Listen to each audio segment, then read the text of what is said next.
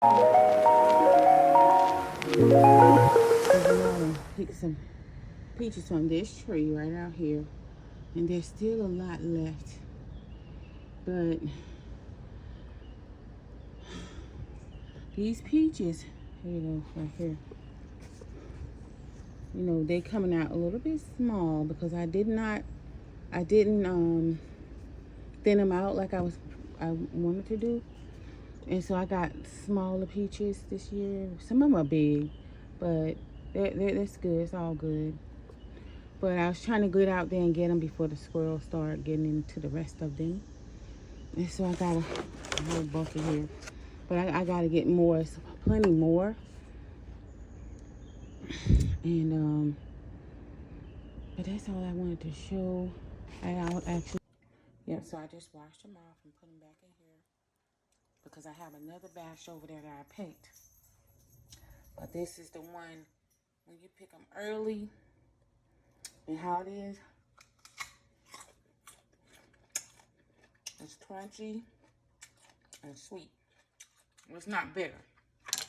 But when you let it sit up for a couple of days, it's like this.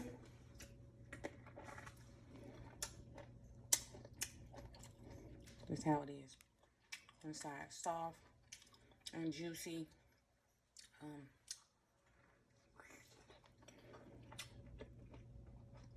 That's after it sit up for a couple of days. But then,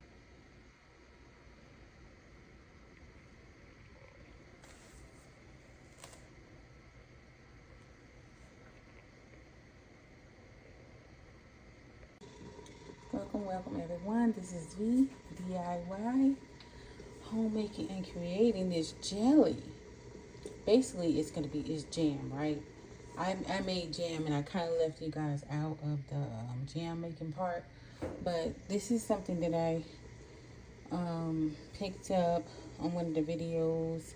I've been watching all kind of videos on jellies and jams and everything because I wanted to make the peach jam, which I did, but there's this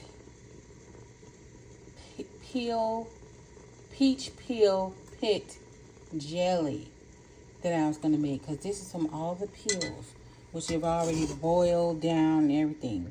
So I'm going to bring you in on this part of this creating process of this peach peel pit jelly. It's just really something new. It's just, you know, I guess getting the most out of all of your peaches. And so that's what I'm going to be doing next. And so what I have is, I'm going to take the cheesecloth right here, and I'm going to strain this out just so I only have the juice in there. And that's what I'm going to do next. So I'll be back. So what I'm doing right now is squeezing all of the juice out. And it's coming out with this liquid here. Is what I'm going to make the peach peel and pit jelly out of. So yeah, so this is the cheesecloth, squeezing the rest out.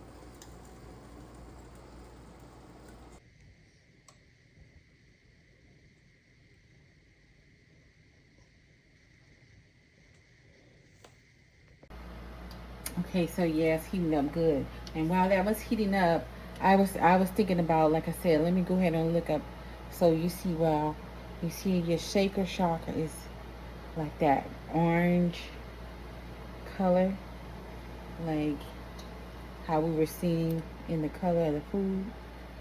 So yeah, so that's like, you know, when you see these colors and they're in the food, you know, you gotta think about that. Something is very very significant.